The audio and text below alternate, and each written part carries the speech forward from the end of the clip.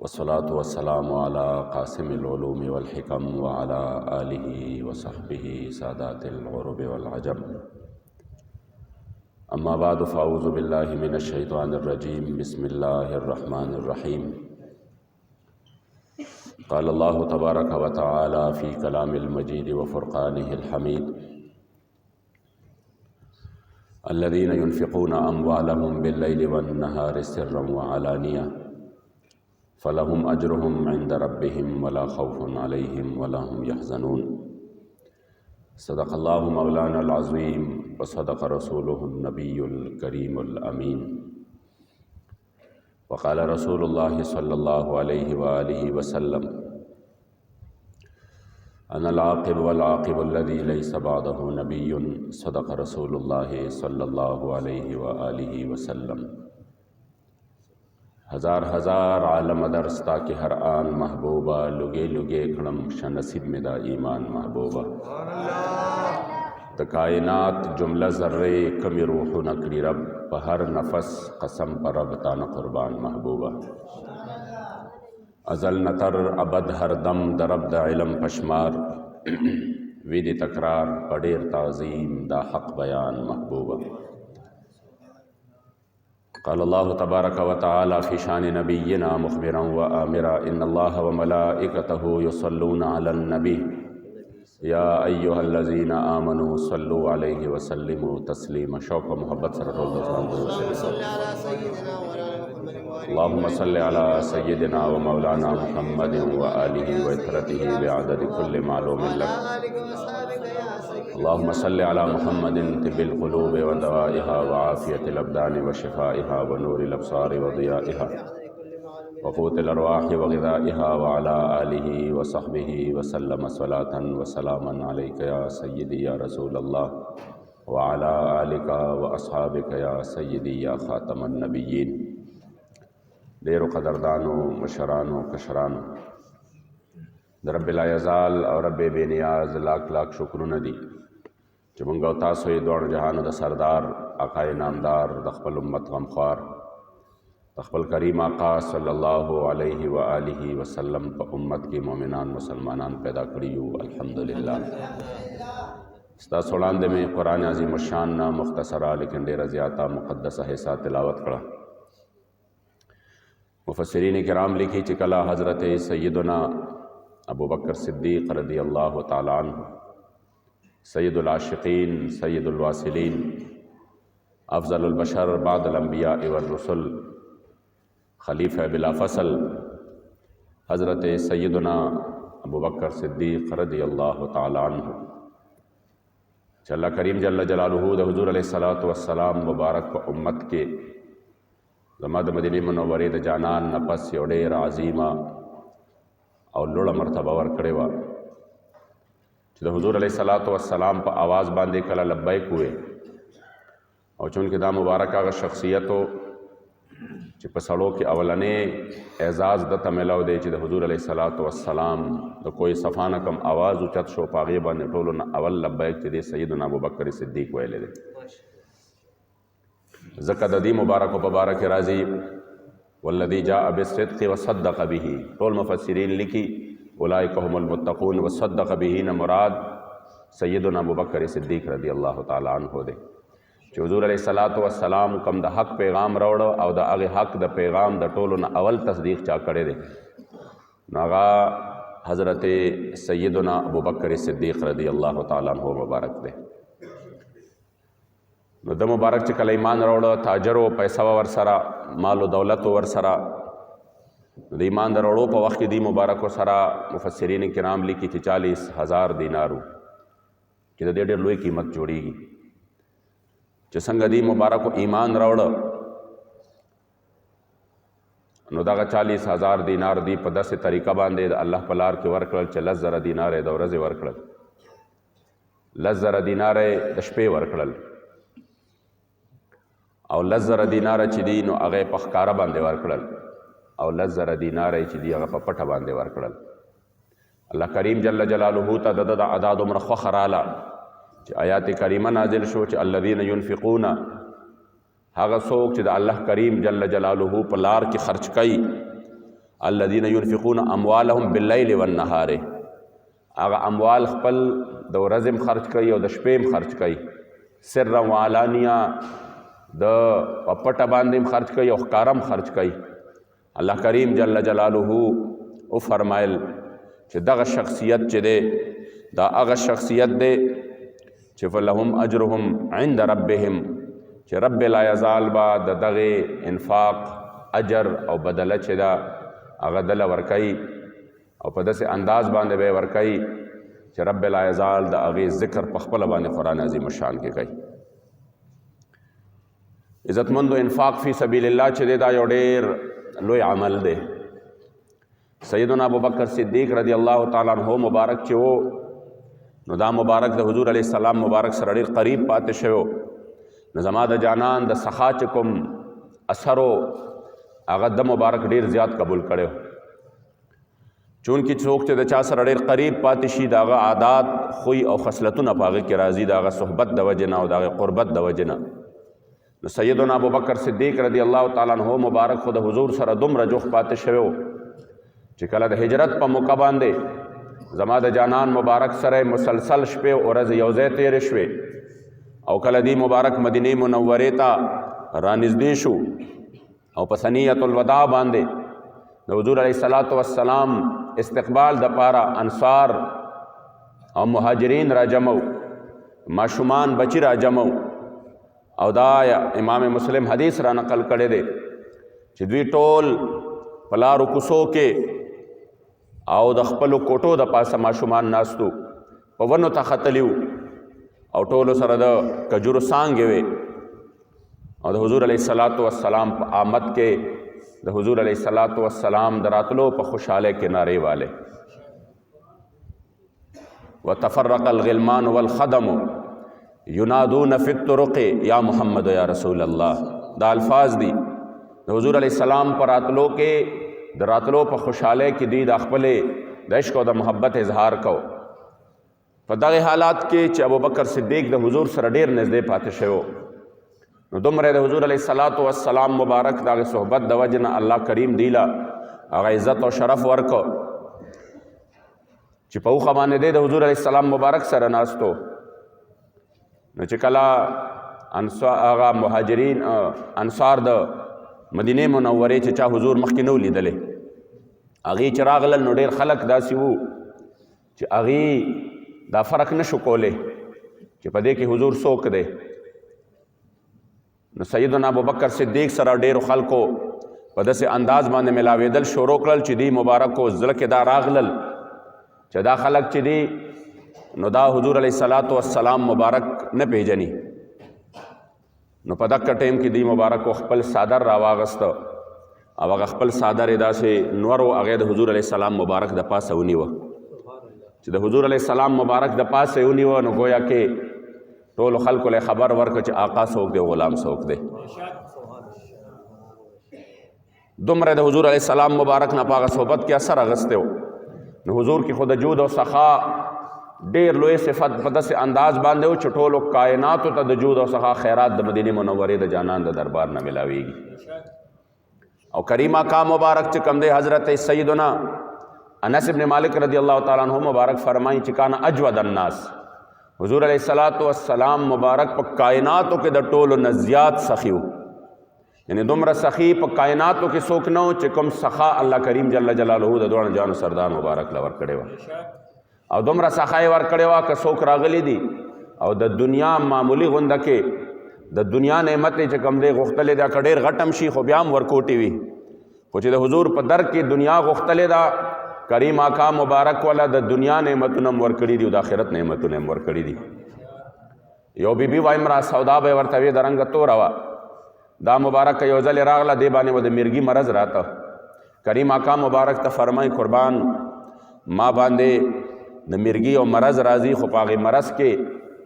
ما باندې حالت دا راشي چې زه بیا په هغې کې بې پردې شم، زه ځان باندې نه پوهېږم. فدع الله لی، زما دپاره د الله جل جلاله نه دعا وغواړه. حضور علیه الصلاۃ والسلام مبارک ورته یو آپشن ورکوي چونکې زموږ کریم آقا مبارک الله جل جلاله مختار پیدا کړی ابشن ورته ورکوي فرمای ان شئت صبرت ولک الجنه، که چېرته ستا خوښه وي او په دې خپل بیماری باندې صبر کوې نو په بدله کې دله زه جنت درکوم. نو هغه ډېر هوښیاره وه، هغې وی چې راغلی سلام او ملاویږي څه؟ هغې وی زه خو د دنیا د یو مرض د صحت دپاره راغلی یم او دا ماله حضور راکوي څه؟ نو که ډېر مرضونه هم راباندې راشي خو چې حضور بدله کې جنت راکوي نو بیا خو سودا اوس هم ډېره ویړیا او ارزانه ده. نو وی فرمایل یا رسول الله صبر کومه، بس صرف دومره ده چې دا کومه بې پردګي راباندې راځي د دې دپاره راته دعا وکړئ. چونکې صحابیات وې د حیا د عفت او د پاک دامنۍ غرونه وی چې به دا راباندې نه راځي، حضور ورته وی دا به در باندې نه راځي. اوس هغه بیبي چې راغلې سله وه د دنیا د یو مرض د علاج دپاره، زما کریم آقا مبارک والا بدل کی جنت ورکئی، ذکر خو اعلیٰ حضرت دلتا فرمائی میرے کریم سے گر قطرہ کسی نے مانگا دریا بہا دیے ہیں دربے بہا دیے ہیں. عاشق صادق فرمائی سلام دا محمد امین عرض کرے پہ حضور دا محبوب جولے خالی راوڑے چال دے دربار ندا. دا دس دربار دے چھ دلتا نا ڈکی منگولے و ڈکی جولے خلق رخصت شوی دی. دا دس دربار دے چې د عربو مشهور سخی دی او د هغه لور چې ده هغه د حضور دربار ته راله د خاتم تایي، او چې کله راغله نو بطور قیدي راغله، دا قیدي جوړه شوې وه چې بطور قیدي راغله حضور علیه السلام مبارک ورته پاسېده او کریم آقا مبارک چې کوم دی پاسېده او صحابو ته یې وفرمیل چې د دې دغه رسۍ پرانیزئ. هغې وی صرف دا نه، صرف رسۍ پرانیستل نشته، زه د خاتم تایي لور یم، صرف رسے پرانستل نشتا تاسو ما ازادم کے. حضور ورتوی ازاد ہے وی د دې نه پس راله سورلیم راکے چې پاغه سورلی باندې زه ملک شام ته لاړه شم، حضور وی سورلیم ورله ورکے. چې کله دا پاغه سورلی باندې روانه شوه او پاغې باندې د دې ساز و سامان هر یو څیز انبار شو او رور له ورسېده نو ورته وی روره څنګه چل دی؟ هغه ورته وی زه خو راتښتېدلی یم. وی ته کوم ځای نه رالې؟ وی زه خو د حضور د خوا نه رالم. هغه منله نه، نو د حضور د خوا نه ژوندی څنګه رالې؟ ورته وی وروره یو ځل خو دې دربار ته راشه تا ته به پته ولګي. ته خو یو ځل دې در ته راشه، ته خو یو ځل حضور ته مخامخ شه. هغه جانان مبارک له چې الله څه ورکړي دي نو هغه د اورېدو خبرې نه دي، ته به په خپلو سترګو باندې بیا ووینې. ځکه قدردانو د حضور علیه السلام څخه چې وه دا ډېره زیاته وه. سیدنا ابوبکر صدیق په لومبنۍ ورځ باندې خپل ټول مال چې کوم دی هغه څه کوي؟ هغه صدقه کوي. او بیا چې کله کریم آقا په جیش الاسره کې د حضور علیه السلام مبارک د امداد دپاره صحابو ته چې کوم دی ترغیب ورکوي نو سیدنا ابوبکر صدیق رضی الله تعالی عنہ مبارک کور ته ځي او د کور ټول مال راوړي او د حضور علیه السلام مبارک په قدمونو کې ایږدي. ځکه به جانان مبارک فرمایل چې ما باندې دنیا کې احسان خو ورته جو ظاهري مونږ ویلی شو، نور خو ټول امت چې ځان لږي کې لوخړه کې په یو سکنډ کې، نو بیا هم د حضور علیه السلام باندې څوک احسان نشي کولی. د حضور احسان په مونږ او تاسو باندې دی. ځکه که ایمان ملاو دی دام د حضور خاطر دی، که اسلام ملاو دی دام د حضور خاطر دی، که قرآن ملاو دی دام د حضور خاطر دی، که ما او تا ته ژوندون ملاو دی دام برکت او خاطر د مدینې منورې د جانان مبارک دی. ځکه عزتمندو خو کریم آقا مبارک فرمائی چې دنیا کې ما سره چا ښېګړه کړې ده نو د هغې بدله ما هم په دنیا کې ورکړې ده، په ځان باندې مې هغه ښېګړه پرېښې بیا نه ده. یو ابوبکر صدیق دی چې د ده د احسان بدله به رب لا یزال د محشر په ورځ باندې دله ورکوي. او د چا مال او د چا دولت ما ته دومره نفع نه ده را رسولی لکه څومره نفع چې د سیدنا ابوبکر صدیق مال ما ته را رسولی ده.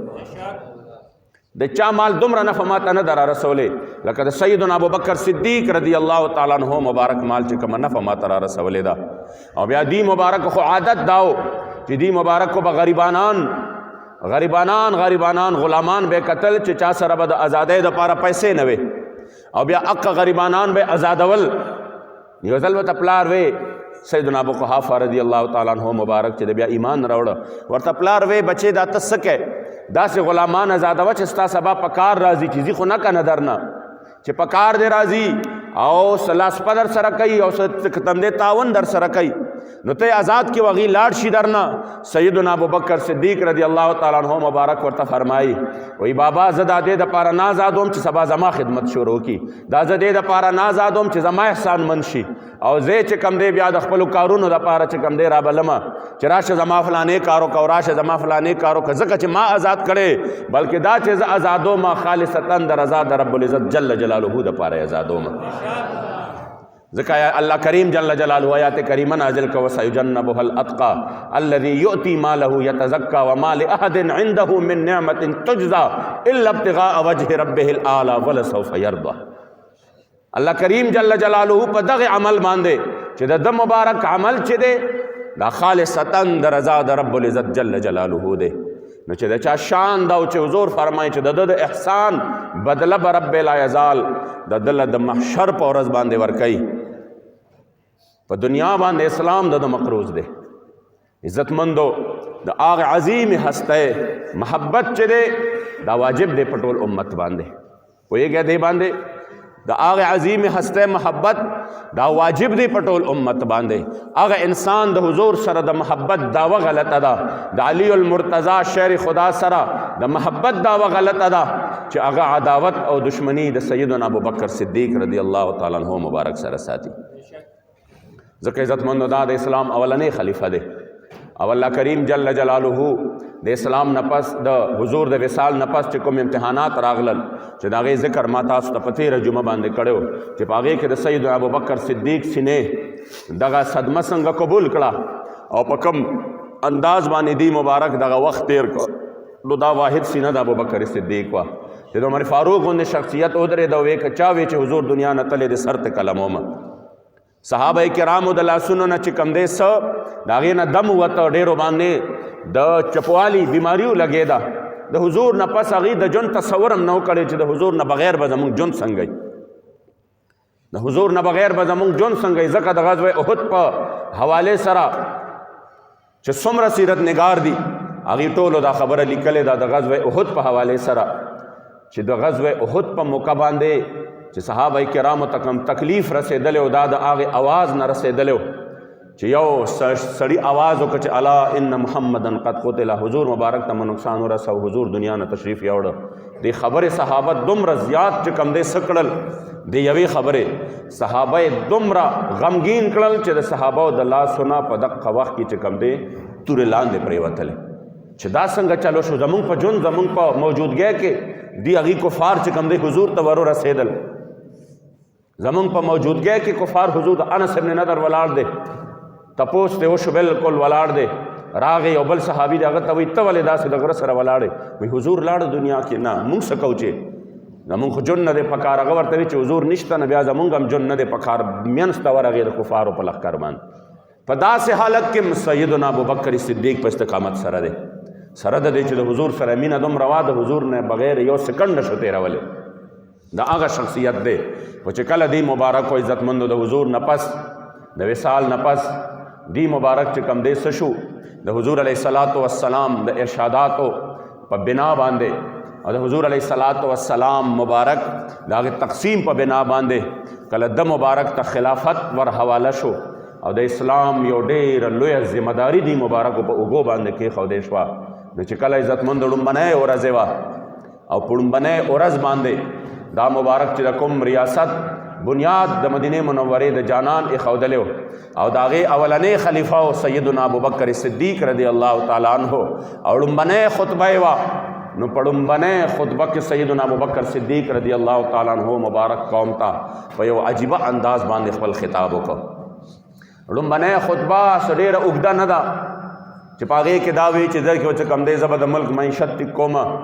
او گاڑو سره به دا چل کوم او گورنر هاوس سره به دا چل کوم او بیا به چې کم دی په هغې کې به زه څه کوم په فلاني بینکونو کې به داسې چلی بهر به پیسه داسې وي او دننه به داسې وي په هغې کې صرف چې کم دی د پیسې ذکر وي د روټۍ ذکر وي ورکوي نه قوم له ذکر پکې صرف د هغې وي دروغ وي او د دروغو بیانیه وي نه نه نه سیدنا ابوبکر صدیق رضی الله تعالی عنہ مبارک چې د ټولو نه اول میدان کې ودرېږي نو فرمایي یا ایها الناس انی قد ولیت علیکم ولست بخیرکم زه په خپله باندې زما شوق نه دی زما شوق مشري نه ده بلکې زه مشر جوړ کړی شوی یم پوهېږئ پې معلومیږي دا چې څوک د مسلمانانو دا دعوه کوي چې زه د مسلمانانو چې کم دی څه جوړېږم بادشاه او د هغې به خلیفه جوړېږم د هغه به د دې کرسۍ سره شوق نه وي شوکن به دې کرسی ته نه راځي. ابوبکر صدیق فرمایي زه جوړ کړی شوی ما، مگر جوړ کړی شوی ما خو بیا هم راته زما د مدینې منورې د جانان مبارک دغه ارشاد مبارک یاد دی، او هغه ارشاد مبارک دا دی چې سید القوم خادمهم، چې قوم مشر چې وي دا به د دې قوم سوي دا به خادم وي. نو لہذا زه به طور خادم به ستاسو چې کوم دی د خدمت لپاره ولاړ یم، زه به خادم یم ستاسو، زه به خدمت کوم ستاسو. او بیا د هغې نه پس چې زه کوم بنیاد د ریاست مدینه هم حضور ایښودی دی او زه د هغې اولنی خلیفه جوړ شوی ما، نو زما د دې خلیفتوب کې په اولنی خبره دا ده ان احسنتم فاعینوني، که چېرته زه په سمه لار باندې روان یم او زه سیده یم خو بیا زما مدد کوئ، بیا زما مدد کوئ، او که نه زه لارې نه اخوا دې خوا شم فقوموني، نو بیا ما چې کوم دی په دغه وخت زما اصلاح کوئ، ما نیغوئ، ما ته وایئ چې دا کار غلط شو. داسې نه یم چې ګوندې زه هر یو کار کوم نو تاسو به هغې دپاره څه جوړوئ، د هغې دپاره دلیل دا جوړوئ چې نه چې ته کوم کار کوې به دا صحیح دی، که هغه ټیک وي او که نه پوهېږې دې باندې، که هغه ټیک وي او که نه، د هغې نه پس ورته چې کوم دی بله خبره کوي. او دا خبره ډېره زیاته چې کوم دی په نن سبا مو ته وګورو، مونږ نن سبا هم یو نوم واورېده د ریاست مدینه، او بیا په هغې باندې ټول قوم چې کوم دی نو څه شو خلکو لاسونه وپړکول چې ماشاءالله دا خو نوم د ریاست مدینه دی، او دې کې به داسې، مګر په هغې کې چې کوم ظلم وشو په عوامو باندې، په غریبانانو باندې، هغه ظلم تر اوسه پورې چې کوم دی بچې بچې په حق ظلم کې لا ډوب پروت دی. هم مبارک فرمایي چې زما په ریاست کې به د ټولو نه اول خبره دا دی چې کم کمزوري دي کمزوري، هغه کمزوري زما په نیز باندې الضعیف فیکم قوی عندي، هغه کمزوري زما په نیز باندې طاقتور دي، چې کم کمزوري دي هغه زما په نیز باندې طاقتور دي، زه به د دې طاقتورو نه حق را اخلم، چې کوم حق د کمزورو په دې باندې وي هغه کمزورو له به ورکوم، زه به د دې طاقتورو نه زکات اخلم او هغه غریبانانو له به ورکوم، زه به د دې طاقتورو نه عشر اخلم او هغه غریبانانو له به ورکوم. او چې کم زما دلته کې قوي دي زما په رعایه کې کم کمزوري دي نو هغه کمزوري زما په نسبت باندې قوي دي او قوي زما په نسبت باندې ضعیف دي. دا نشته چې کم ظالمان دي او کم طاقتور دي ناغي له بز نورم طاقت ورکوم، هغې له به زه نورم کاروبارونه مضبوطوم، هغې له به زه نورم د دې غریبو د وینو د څکلو دپاره مقور کومه. نه نه، د هغې مال چې دی هغه د دې غریبانانو دپاره چې کوم شریعت د اخلي آبت اخلم او د غریبانانو له به یې ورکوم. او که په دې غریبانانو باندې کم ظلم کوي او دغه طاقتور پې کوي نو د دغې طاقتورو ګریوان ته به زه لاس ورچوم، د دې طاقتورو ګریوان ته به زه لاس اچوم. دا زما په نسبت باندې بیا طاقتور نه دي، د دې ګریوان ته به زه لاس اچوم. طاقتور بیا هغه دي چې کوم مظلومان دي، پوهېږې دې باندې چې کوم څه دي مظلومان دي، زه به هغې چې کوم دی بیا مدد کوم. دا دی د ریاست مدینه خلیفه چې خپل لومبني خطاب کې په خپله رعایې ته ښکاره طور باندې اډر ورکوي چې خبردار ځان ته دا ونه وایه چې ما سره پیسه ډېره ده نو ما نه به تپوس کولو والا څوک نه. نن سبا خو ټول حالت هم دا جوړ دی چې کوم هم چې کوم دی پیسه دار او طبقه دار خلک دي نو هغه څه وي، هغه د غټې طبقې والا هغه د هغې حاکم نه غیر چاپېره تاویږي د خپل حفاظت دپاره چې دلته به زه یم زما حفاظت به کېږي، زما که زه کم مال خورم کم کرپشن کوم د هغې ته به چې کوم دی یو لیګل او یو قانوني طریقه به هغې ته ملاویږي. سیدنا ابوبکر صدیق د ټولو نه اول دا خبره کوي او بیا فرمایي الصدق امانة والکذب خیانة، رښتیا چې دی نو دا امانت دی، دا امانتداري ده. او بیا د قوم مشر چې دی دا به رښتونی وي، دی به دروغ خبرې نه جوړوي، دی به دروغې بیانیې نه جوړوي، دی به دروغو دپاره نور نمونه نه ورکوي. دلته خو کله وایي دا بیانیه ده، وایي دا د دروغو بیانیه ده او په دې قوم کې وچلېده. اولنۍ بیانیه دا وچلېده چې سازش چې د امریکې وکړ، بیا دویمه بیانیه بیا امریکا لاړه سر یې خوړه، ورپسې دویمه بیانیه راله چې سازش باجوا وکړه. پوهېږې دې باندې اوس دې پسې کېدي چې درېیمه بیانیه جوړه شي. زما ګورې څه قسمه همدردي نشته د موجوده حکومت سره، دا پی ډي ایم د ټولو نه باندې بې غیرته دی چې چا قوم دې حل راوسته لکه دا کم چې نن مونږ په دې کې یو. مونږ اکثر داسې خبرې شروع کړو دا خلک به مونږ باندې دا کېږي ول هغه فلانې نورې دا لږ غله دي، زه هم د هغه نه باندې غله دي. پوهېږئ په ټول پی ډي ایم غل دی، که د نواز شریف پارټي ده او که دا زرداري پارټي ده او که یا د دې ملګري دي، دا ټول غله دي، دا ټول ډاکوان دي، ټول د خپلو کورسو دپاره لګیا دي. دې کې زه نه وینم چې داسې کس چې هغه سره د غریب غم هم وي. که د غریب غم ورسره وي نو نن به د خپل ذات دپاره او د خپل مفادو دپاره دسې د قحط حالت نه راوسته په دې خپل رعایا باندې. اوم نمبر زری ملک دی په ټوله دنیا کې زمونږ او ستاسو وطن. او چې بیا د غنمو تپوس پکې وکړي او د اوړو تپوس پکې وکړي. پرون دویمه واقعه شوې ده چې دویمه واقعه کې سړی په قطار کې ولاړ دی، ډېر وخت نه ولاړ اخر دا چې هغه باندې چې کوم دی هارټ اټیک راغلی دی، وفات شوی.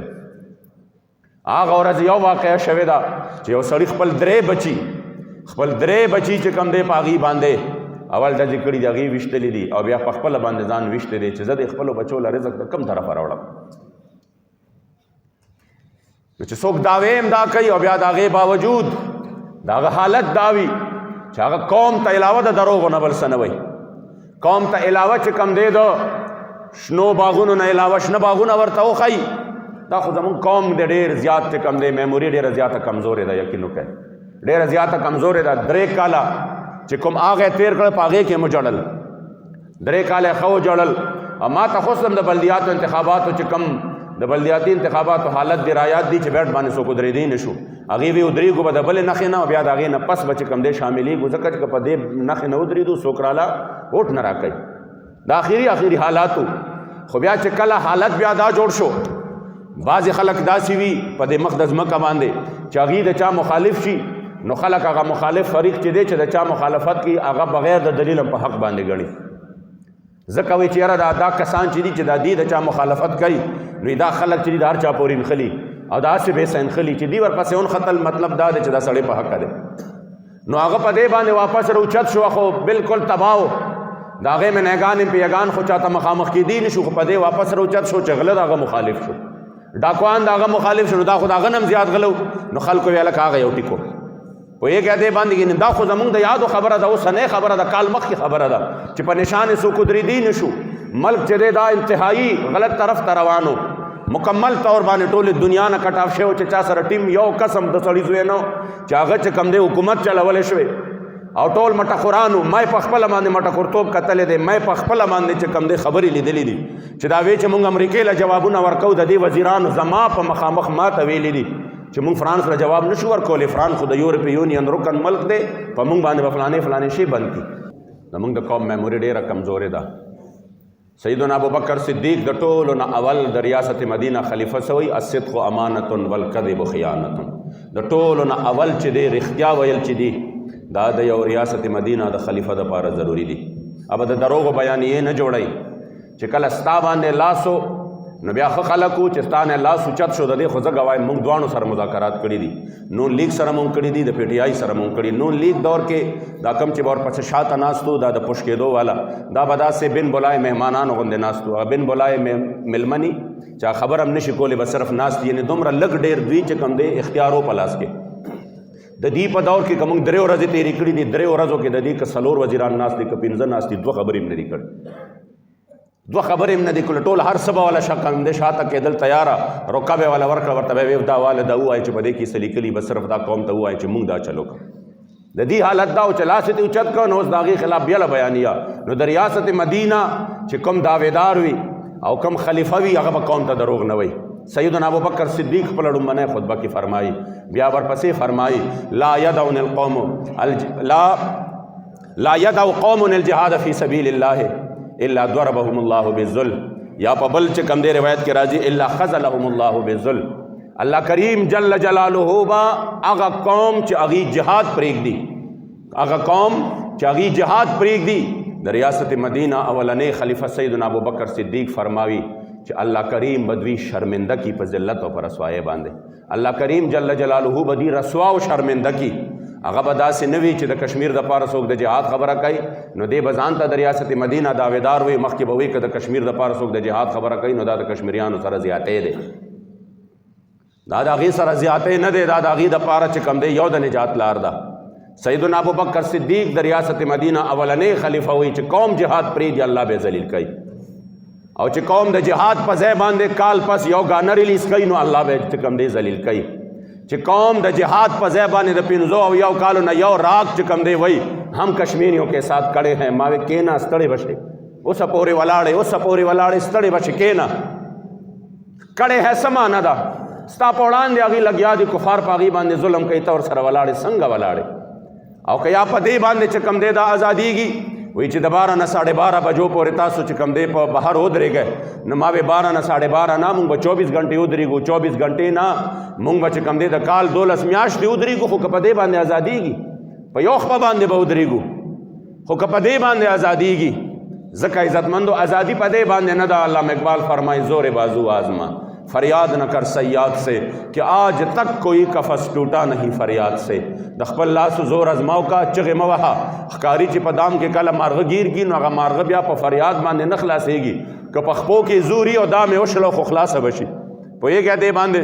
که په خپو کې زور او دام یې وشلو خو خلاصه به شي ګینې په چغو باندې نه خلاصېږي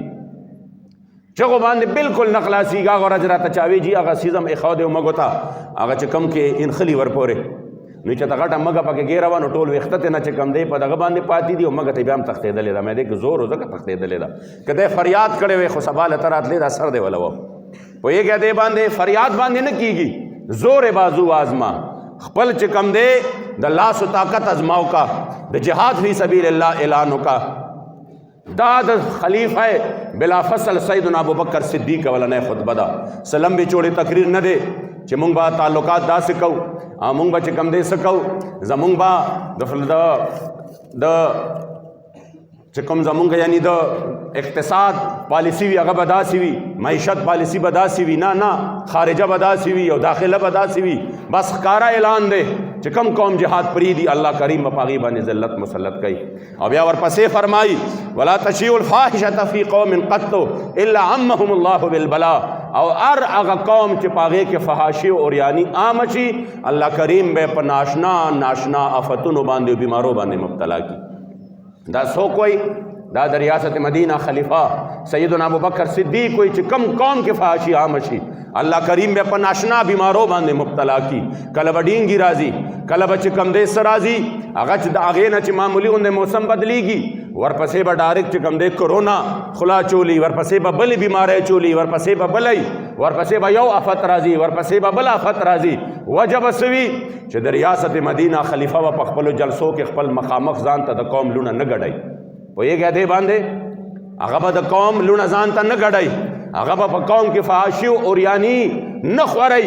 بلکې د ریاست مدینہ خلیفہ سیدنا ابوبکر صدیق فرمائی چې کم قوم کې دا شی عام شو په هغه باندې به بیا الله کریم جل جلاله بلاګانو امتحانات راولي چې ته دعوت دی کې چې نه زه به ریاست مدینہ جوړم او سرعام کلعام په هغې کې لګیا وي فحاشۍ اوریانۍ شروع وي سرعام د هغې دپاره چې کم دی لارې اواریږي نو دا قوم ورځ په ورځ به تباه کېږي دا قوم چرې چې کم دی فلاح او کامیابي نشي موندی پوهېږئ دې باندې ځکه راځئ چې نن موږ دا عزم وکړو چې د سیدنا ابوبکر صدیق رضی الله تعالی عنه زموږ دا رول ماډلې دي زموږ مخې ته دا خلک دي پوهېږئ دې باندې زموږ مخې ته دا خلک دي زمونږ مخې ته سر سید نه دی اکثر د ډېرو خلکو درد شي دا سر سید ذکر ولې وشو زمونږ مخې ته چې کم دی د انګریزانو ټټوان نه دي زمونږ مخې ته د مدینې منورې د جانان غلامان دي او چې کله د حضور علیه السلام د در غلامي او بیا د هغې غلامانو چې د حضور د در غلامي کړې وه ټوله دنیا خپل خپو له راوستې وه که نن هم مونږ غواړو چې دا وطن ترقي وکړي نو مونږ به د هغې عظیم هستو د هغوی جون فالو کوو د هغوی هغه قوانین او د هغې مبارکو هغه طرز زندگی هغه به خپلو بیا به الله کریم جل جلاله دې قوم له عروج ورکوي ورنه دا کم حالات چې روان دي په دې قوم باندې دا خود ساخته قحط چې راځي دا خود ساخته او دانسته طور باندې چې د یو بل د زیرو کولو دپاره دا زما استاد غریب چې کم دی څه کېږي د هغه معاشي قتل کېږي خلق حیران دي خدای اوړه څنګه والم خدای غله څنګه والم خدای دال څنګه واخلم خدای غوښه څنګه والم تصور هم نشي کېدی د دې خبرو بیا زه د جومات د خپل چې کوم د کور خرچي دي هغه څنګه وکم بیا بلونه څنګه ورکم ګیس شته دی نه بل څومره راځي بجلي شته دی نه بل څومره راځي دا به څه کېږي زما د بچو ورک پکې څه دي تعلیمونه دي همدارنګې چې کوم دی د هغې ودونه دي دا ټول معاملات به زه کومه څنګه په دې ټولو خبرو کې راګیر دي او هغې لګیا دي ښه چې ضرورت راځي نو فلانې به چې کوم دی تاسو به دا کوئ تاسو به دا گزاره کوئ تاسو دا گزاره به کوئ تاسو به کومه گزاره کوئ دا راته ووایه دا ستاسو چې دومره مزیدي په دې کې به هم څه گزاره کېږي که به نه کېږي که نه هغه غریب چې د هغه لړي په وجود جامې نشته تاسو د نه خپله سرمن هم راکاږئ په دې وجه باندې یاد ساتئ قدردانو، وجه دا ده چې موږ هغه نظام تشا کړی دی چې کوم په حقیقت کې صرف نام نهاد نوم نه، چې په کوم حقیقت کې حضور علیه السلام د هغې بنیاد ایښودی.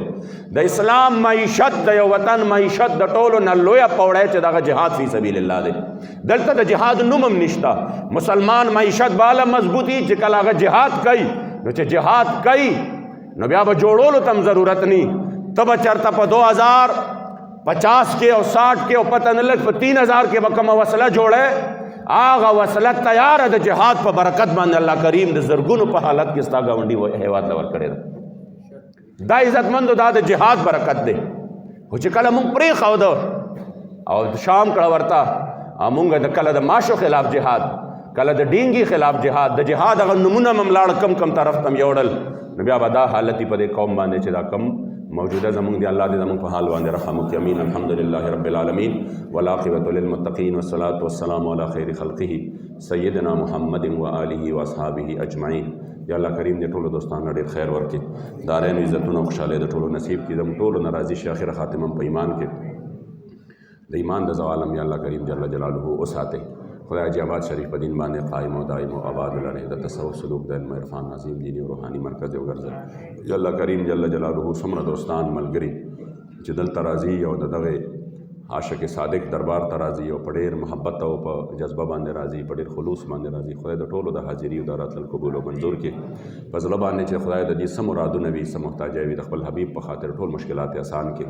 قرضداران د قرض نه نجات ورکړي، بې اولادو له نیک عمل اولاد ورکړي، با اولادو ته خدای نیک عمل لوی کړي. او د زړه نه چې کوم دی دا یو دعا وکړي چې الله کریم دې وطن له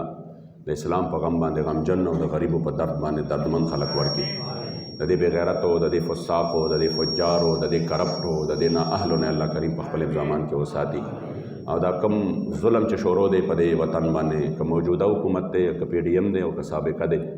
هر یو د ملک په تباهۍ کې خپله حصه ضرور اچولې ده. خدای پاک د دې ظالمانو شریرانو نه نور موږ وساته.